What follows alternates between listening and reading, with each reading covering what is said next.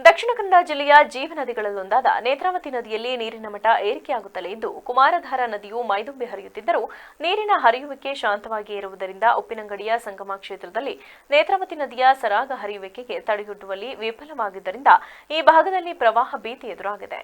ಇದೇ ರೀತಿ ಮಳೆ ಮತ್ತು ನೀರಿನ ಹರಿವು ಮುಂದುವರೆದರೆ ರಾತ್ರಿ ವೇಳೆ ಸಂಗಮ ಸಾಧ್ಯತೆಯನ್ನ ಅಲ್ಲಗಳೆಯುವಂತಿಲ್ಲ.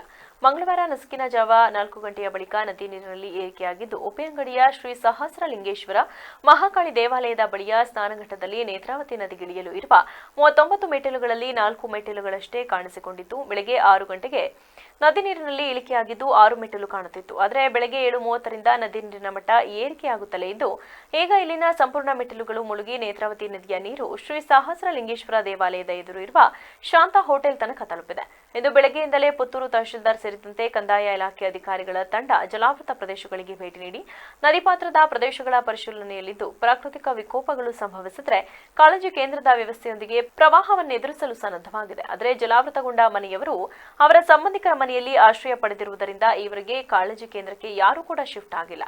ಕಂದಾಯ ಇಲಾಖಾಧಿಕಾರಿಗಳ ತಂಡದೊಂದಿಗೆ ಉಪ್ಪಿನಂಗಡಿ ಪೊಲೀಸರು, ಪುತ್ತೂರು ಸಂಚಾರ ಠಾಣೆಯ ಪೊಲೀಸರು ಕೂಡ ಸ್ಥಳದಲ್ಲಿದ್ದು ಪರಿಸ್ಥಿತಿ ನಿಯಂತ್ರಿಸುತ್ತಿದ್ದಾರೆ. ಮಾಜಿ ಶಾಸಕ ಸಂಜೀವ ಮಠಂದೂರು ಕೂಡ ಆಗಮಿಸಿ ಪರಿಶೀಲನೆ ನಡೆಸಿದ್ದಾರೆ.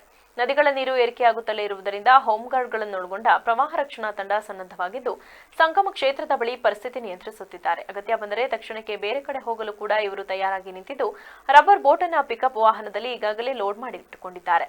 ಉಪ್ಪಿನಂಗಡಿಯಲ್ಲಿ ಈಗ ಸಂಗಮವಾಗಬಹುದು ಎಂಬ ಸುದ್ದಿಗಳನ್ನು ಕೇಳಿ ದೇವಾಲಯದ ಬಳಿ ತಂಡೋಪತಂಡವಾಗಿ ಜನರು ಆಗಮಿಸುತ್ತಿದ್ದು ಇಲ್ಲಿ ಸೆಲ್ಫಿಯ ಸಂಭ್ರಮ ಮನೆ ಮಾಡಿದೆ.